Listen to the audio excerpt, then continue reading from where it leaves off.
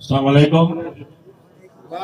এবং আপনারা অনেকক্ষণ থেকে অপেক্ষা করলাম, এই জন্য আপনাদেরকে অনেক ধন্যবাদ। এখানে জায়গা নিয়ে না তো আমি নিচে নামতে পারতাম, কিন্তু আমি নিচে আপনারা আমার কথাও শুনতে পারবেন না, দেখতে পারবেন।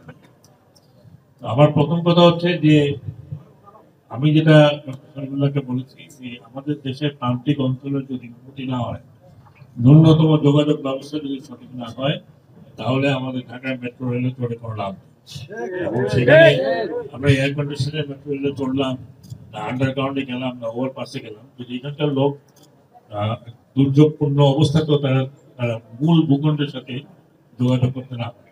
আমি নিজে এখানে, আপনারা অনেকেই হয়তো জানেন না, আমি মাথার বাড়ি থেকে স্পিড বোটে আসছিলাম। সেই স্পিড বোট মাঝপথে ঝড়ের মধ্যে পড়েছে। এটা একটা মান্থ অফ নভেম্বর। ঝড়ের মধ্যে পড়াতে আমি এখানে এসে দাঁড়িয়েছি। এখানে তখন অনেক স্পিড বোট দেখলাম, ভিজতে ভিজতে লোকজন আসছে, মহিলারাও ভিজতে ভিজতে আসছে। তখন থেকে অনেকদিন থেকে আমরা পরিকল্পনা করছিলাম আমরা এখানে, আমি মন্ত্রণালয় আসার পরের থেকে আমি বিআইডব্লিউটি চেয়ারম্যান, তৎকালীন বিআইডব্লিউটি চেয়ারম্যান সবাই সাথে কথা বললাম যে এখানে কেন করা যায় না, কেন করা যায় না। এটা হলো আপনাকে বলি, গত অনেকগুলো বছর, আমার মনে হয় 30, 40, 50 বছর এখানে মাফিয়া চক্র কাজ করছে, যারাই এখানে রাজনৈতিক নেতৃত্ব ছিলেন, তারা এখানে মাফিয়া চক্র তৈরি করেছেন। সেই মাফিয়া চক্রের কারণে আমার 8 মাস লেগেছে আপনার এখানে আসার জন্য। এখন পর্যন্ত আপনারা যেটা আমাকে বললেন যে আমরা এই যেটি থেকে চালানোর কথা 6 নম্বর যেটি, সেটা আমরা ড্রেজিং করতে পারছি না। আমরা ড্রেজারটা তো তৈরি আছে, ড্রেজিং করতে পারছি না, কারণ ওখানে ড্রেজার ম্যাটেরিয়াল যেখানে ফেলবো সেটা মামলা করে ফেলছি। মামলাতে স্টে অর্ডার আছে, আমি অলরেডি বলেছি যে আমরা অ্যাটর্নি জেনারেলের সাথে আলাপ করে স্টে অর্ডার ভেকেট করব। আপনারা মনে কিছু করেন, আমার বাড়ি বরিশাল এবং এই অঞ্চলের লোক মামলাবাজ, কিছু হলেই মামলা। আমি নিজে ভুক্তভোগী, কাঁঠাল গাছ ছিল বলে এটা এখানে অনেক ইউনিট আমরা ইলেকশন বন্ধ করতে পারি। কাঁঠাল গাছ কার, এই ইউনিট মামলা 17 বছর ধরে মামলা চলছে, ইলেকশন হয়নি। তারপর আমাদের অনেক কষ্ট করে ভেকেট করা। এই ঘাটের জন্য যখন বললাম, এটা বলে জেলা পরিষদের মামলা, জেলা পরিষদ থেকে ছুটালাম, তারপর বলে ইজারাদার মামলা। এখন ইজারাদারও মামলা করছে। আমরা শুধু জায়গায় এই ইজারার যে তৎপরতা ভাঙতে যাচ্ছি, তারা গিয়ে মামলা করে দিয়েছে, এখানে না অন্যান্য জায়গায়। তো ব্যাপারটা হলো যে আমরা উন্নতি করতে চাই, কিন্তু ব্যক্তি স্বার্থ এদেশে এত বড় যে ব্যক্তি স্বার্থের কারণে আমরা সময় মতো কাজ করতে পারি। আমি এই আপনাদেরকে অনেক ধন্যবাদ জানাচ্ছি যে আপনারা অনেকক্ষণ থেকে আছেন। এটা শুরু হলো মাত্র। আমি জানি যে এখানে হয়তো একটা ফেরি দিয়ে বা একটা সিস্টার দিয়ে চলবে না, কিন্তু আমাদের কাছে তো অনেক ডিমান্ড আছে। আমরা যেমন কুতুবদিয়ার কথা বলি, কুতুবদিয়ারও লোক চাচ্ছে, কিন্তু আমার কাছে এটা উঠিয়ে নিয়ে আসা আরেক জায়গায়। আমি যখন চাপাচাপি করলাম, কাজে আমার যে এখন ওই অবস্থায় নাই যে আপনাদেরকে আমরা 2টা ফেলে দেবো, কিন্তু কিছু আমাদের বড় ধরনের চিত্রা তৈরি হচ্ছে, সেগুলো আমরা এই বছরের শেষের দিকে পাবো ইনশাল্লাহ। এটা আপনাদেরকে এখানে 2টো হবে, আপনাদের দুটোই হবে তা না। এখানে মাথার বাড়ি আছে, মাথার বাড়ি এখন ডিপসি পোর্ট হচ্ছে, সেখানে যাতায়াত এই অঞ্চলে যাতায়াত না হলে সেখানে যাতায়াত অসুবিধা। আমরা রাতে চলাচলের জন্য নদী মার্গ করে দিচ্ছি, যাতে রাতেও চলাচল করতে পারে, কারণ এখানে তো নদী মার্গ করা নেই।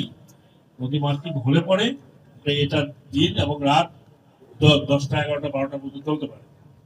আমি এখানে নিজে দেখেছি যে মহিলারা ভিজতে ভিজতে আসছে এবং ভীষণ ঢেউয়ের মধ্যে যাচ্ছে, এটা খুব অমানবিক।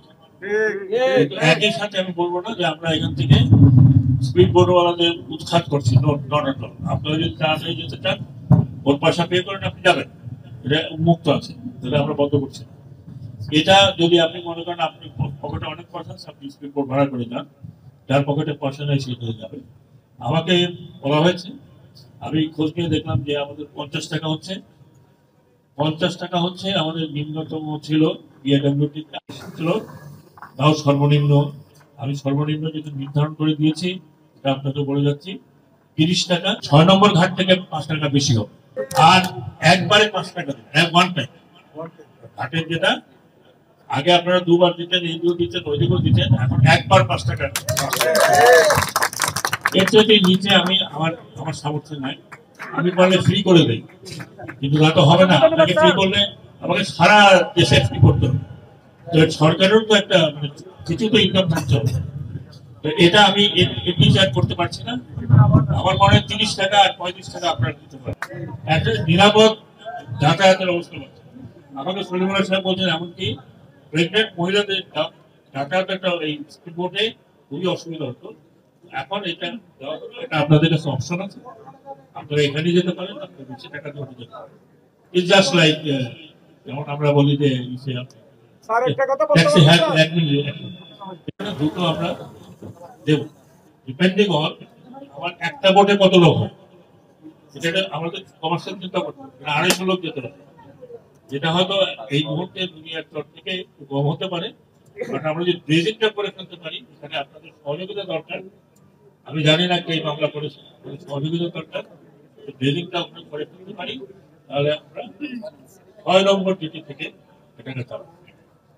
আর বাকিটা যা আছে আমার স্বার্থ মতো যা করা প্রয়োজন, ডেফিনেটলি আমি শুধু আপনাদেরকে না সর্বোচ্চ করার চেষ্টা করছি। জি বলুন। আমি বলতে চাচ্ছি যদি আমার কোনো আপত্তি নেই, এগুলি করতে পারলে ভালো হয়।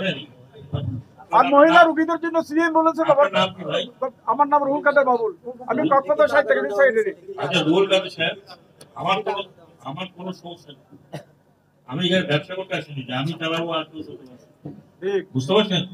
আপনি যদি লঞ্চ মালিকরা আছেন, তারা যদি চালাতে চান, তাহলে তারা রুট পারমিট নেবে, রুট পারমিট দিয়ে দেবে। চেয়ারম্যান এখানে আছে, রুট পারমিট দিয়ে দেবে, চেয়ারম্যান আমার সাথে আছে, তো রুট পারমিট দিয়ে দেবে, কোনো অসুবিধা নেই। তারা যদি 50-60 জন 15 জন 20 জন দিয়ে যায়।